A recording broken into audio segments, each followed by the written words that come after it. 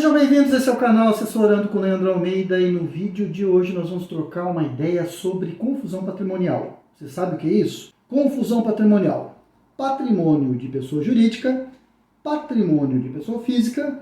Confusão patrimonial é quando o empresário mistura bens, direitos, recebimentos e pagamentos entre pessoa jurídica e pessoa física. Misturou, bateu no liquidificador, virou bagunça, é confusão patrimonial. Tá?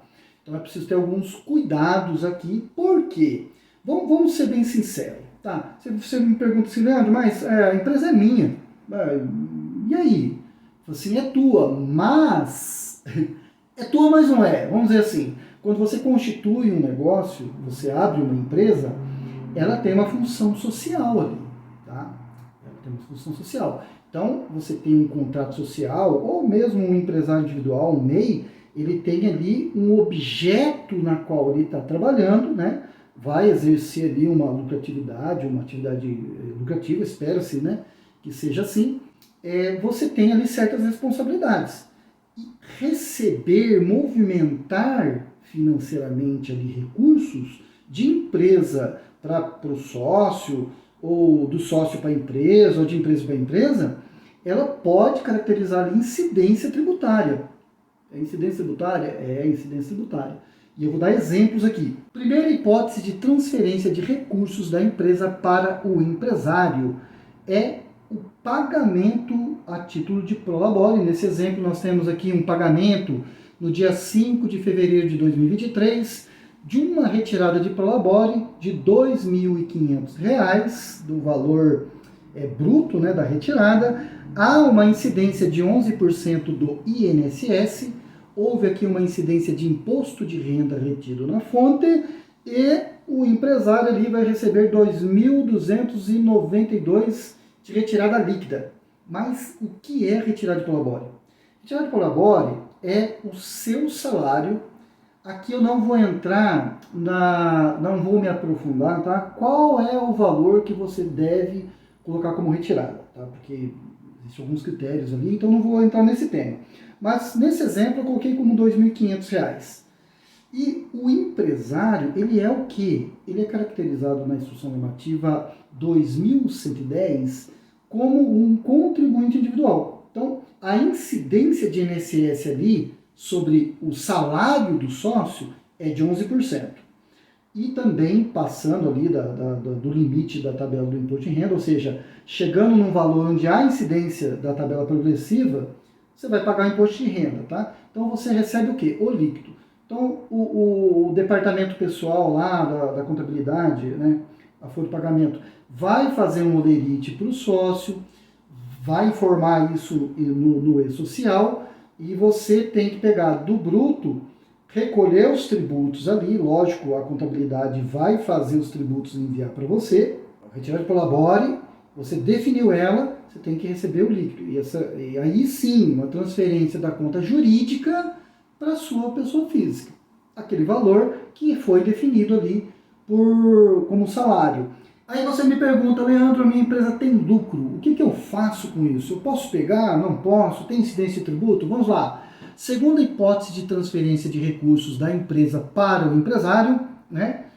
Vamos supor aqui um pagamento no dia 31 de março de 2023 a título de distribuição de lucro, R$ 50 mil, o valor da distribuição de lucro isento do imposto de renda. Tá? Eu não vou entrar no detalhamento sobre a isenção do imposto de renda, mas a distribuição de lucro, o que eu posso te dizer é que a distribuição de lucro, quando você tem a contabilidade formal, você faz a contabilidade ali da sua empresa, né? Você pode distribuir ali a quantidade de lucro. Vale aqui a observação do seguinte: se você tem débitos com a fazenda, tá? Se você tem deve ali tributos, você não vai poder fazer a distribuição de lucro. Se você fizer isso, você vai correr um sério risco ali. Então, não faça isso. Parcele. Se eu parcelar, eu posso distribuir? Pode.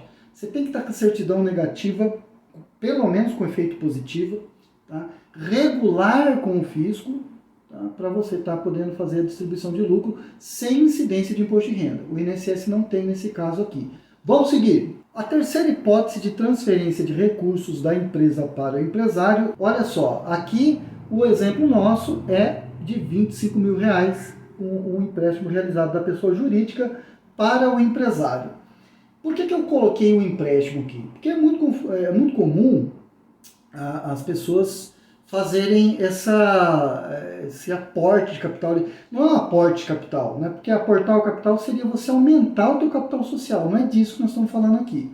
Nós estamos falando, por exemplo, assim, não houve uma distribuição de lucro, ou você pegou um dinheiro lá que está na empresa, não houve um fechamento contábil ainda, né? Você foi lá e pegou R$ 50.000 e o contador ficou sabendo depois. Acontece muito isso. Só, peguei um dinheiro aqui, eu usei ele. Tá? Então veja bem, esse dinheiro que você pega da pessoa jurídica, tá? Ele tem uma incidência tributária de IOF. Tá? Dei um exemplo aqui. No nosso exemplo, né, daí R$ 25.000, a pessoa jurídica emprestando para a pessoa física dá um valor de R$ 279,50 de IOF. A operação sua ela deveria estar respaldada por um contrato, né? Então eu posso até emprestar o dinheiro para uma pessoa física, mas eu corro o risco aí da incidência do IOF. Se por um acaso você realmente emprestar um dinheiro para o sócio, na qual esse valor de empréstimo ele retorne para a empresa um juros, tá? Foi definido ali um empréstimo para um dos sócios, mas ele vai pagar com juros esse empréstimo. Ele tem uma incidência, tá? Da mesma forma da aplicação financeira de renda fixa ou variável, da mesma forma, esses juros aí tem uma incidência do imposto de renda, que é uma tabela regressiva do imposto de renda. Eu não vou detalhar ela aqui, porque geralmente o que acontece é o seguinte, vou dar um outro exemplo aqui, tá? Tira a figura do sócio, imagina que você tem duas empresas, uma está precisando de capital e a outra tem um capital. Você não vai pegar dinheiro no banco a juros. O que você faz? Você empresta dinheiro uma para a outra. Então, esse movimento de empréstimo de um para o outro, há uma incidência ali de IOF. Tá? Geralmente as pessoas não fazem, mas eu estou aqui para contar para vocês. Não fica bravo comigo, tá? Não sou eu, é a legislação. Mas a Receita Federal ela pode me pegar aqui, o matuto aí, o espertinho pode me perguntar isso, né? Pode me pegar? Veja bem, se a Receita Federal pega uma ECF tua, uma ECF não, a E-financeira, cruza com uma ECF, a Receita pega a sua movimentação bancária. Quando ela pega a sua movimentação bancária, ela é arbitrária, certo? Ela vai falar assim, não, olha, você informou para mim que teve uma receita de X, mas tem R$ 100.000 a mais aqui. Só que, na verdade, esses R$ 100.000 não é uma receita, não é uma venda que você fez.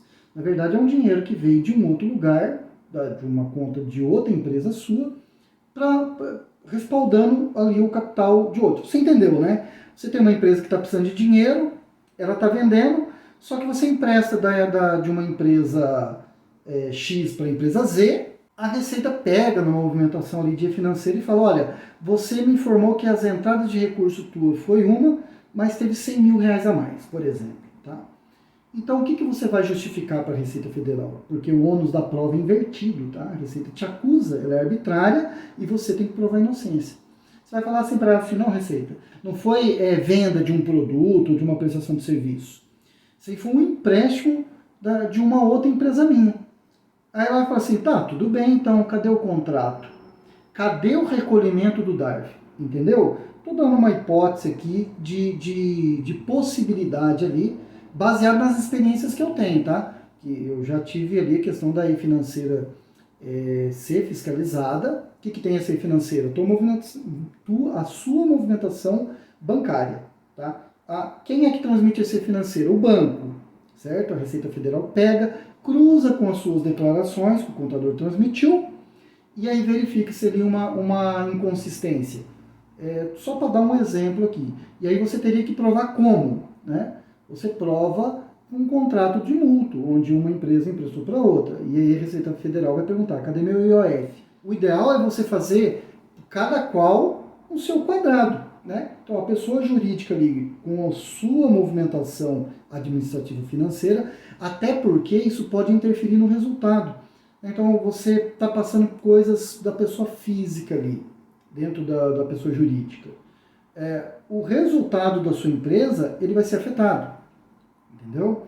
Então ele vai ser afetado. Você vai dar um prejuízo ou uma despesa maior do que a empresa está produzindo. Quando, na verdade, a despesa da empresa versus a receita da empresa, ela tem que produzir um lucro e desse lucro você pegar esse dinheiro, tá? E distribuir para você sem incidência de tributação nenhuma. Tá? Então é isso que você tem que fazer. Você tem que pegar lá as contas bancárias ali, né, cristalinas. Se houver uma necessidade de empréstimo, tem essa questão do IOF quando é de pessoa jurídica para pessoa física. Mas, Leandro, e da pessoa física para jurídica? Vamos falar que eu não quero aportar um capital como pessoa física, mas a minha empresa precisa de dinheiro e eu preciso emprestar um dinheiro para ela. Né? Então, você, sócio, tem o dinheiro e a pessoa jurídica não vai no banco contratar ali a taxas altas. O que você faz? Você empresta, porque nesse caso da pessoa física para jurídica, não tem o IOF. Da pessoa jurídica para pessoa jurídica, da pessoa jurídica para pessoa física, há incidência de IOF. Tá? Então veja bem, o objetivo do vídeo aqui é para que você tome cuidado com esse entrelaçamento financeiro. E por que eu estou falando isso? Porque quando você faz esse entrelace financeiro, tá? Você paga uma coisa e outra, você corre vários riscos aqui.